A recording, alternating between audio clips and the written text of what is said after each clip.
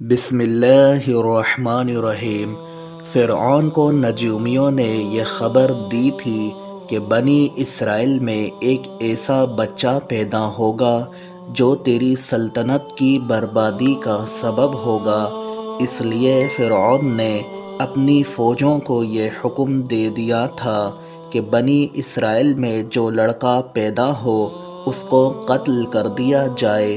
اسی مصیبت و آفت کے دور میں حضرت موسیٰ علیہ السلام پیدا ہوئے تو ان کی والدہ نے فرعون کے خوف سے ان کو ایک صندوق میں رکھ کر صندوق کو مضبوطی سے بند کر کے دریائے نیل میں ڈال دیا۔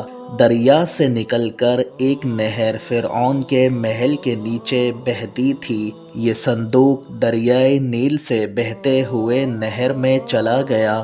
اتفاق سے فرعون اور اس کی بیوی آسیہ دونوں محل میں بیٹھے ہوئے نہر کا نظارہ کر رہے تھے۔ جب ان دونوں نے صندوق کو دیکھا تو خدام کو حکم دیا کہ اس صندوق کو نکال کر محل میں لائیں۔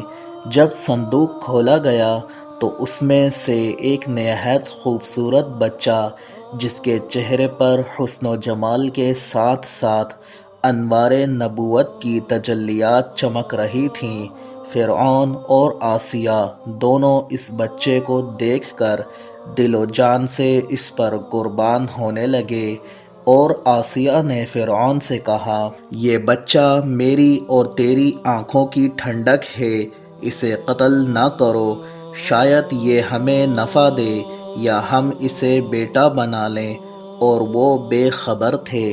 اس پورے واقعے کو قرآن مجید نے سورہ طٰہٰ میں اس طرح بیان کیا ہے، جب ہم نے تیری ماں کو الہام کیا جو الہام کرنا تھا کہ اس بچے کو صندوق میں رکھ کر دریا میں ڈال دے تو دریا اسے کنارے پر ڈالے کہ اسے وہ اٹھا لے جو میرا دشمن اور اس کا دشمن ہے۔ میں نے تجھ پر اپنی طرف کی محبت ڈالی اور اس لیے کہ تو میری نگاہ کے سامنے تیار ہو۔ چونکہ ابھی حضرت موسیٰ علیہ السلام شیر خوار بچے تھے، اس لیے ان کو دودھ پلانے والی کسی عورت کی تلاش ہوئی، مگر جب کسی عورت کا دودھ پیتے ہی نہیں تھے۔ ادھر حضرت موسیٰ علیہ السلام کی والدہ بے حد پریشان تھی کہ نامعلوم میرا بچہ کہاں اور کس حال میں ہوگا۔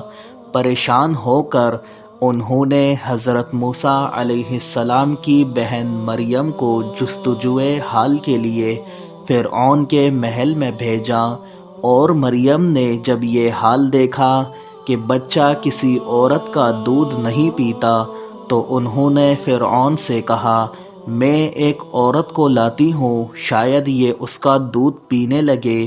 چنانچہ مریم حضرت موسیٰ علیہ السلام کی والدہ کو فرعون کے محل میں لے کر گئیں، اور انہوں نے جیسے ہی جوش محبت میں سینے سے چمٹا کر دودھ پلایا تو آپ علیہ السلام دودھ پینے لگے۔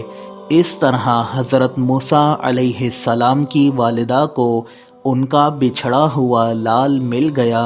اس واقعے کا تذکرہ قرآن مجید کی سورہ قصص میں اس طرح بیان کیا گیا ہے، اور صبح کو موسیٰ کی ماں کا دل بے صبر ہو گیا، ضرور قریب تھا کہ وہ اس کا حال کھول دیتی اگر ہم ڈھارس نہ بندھاتے اس کے دل پر کہ اسے ہمارے وعدے پر یقین رہے۔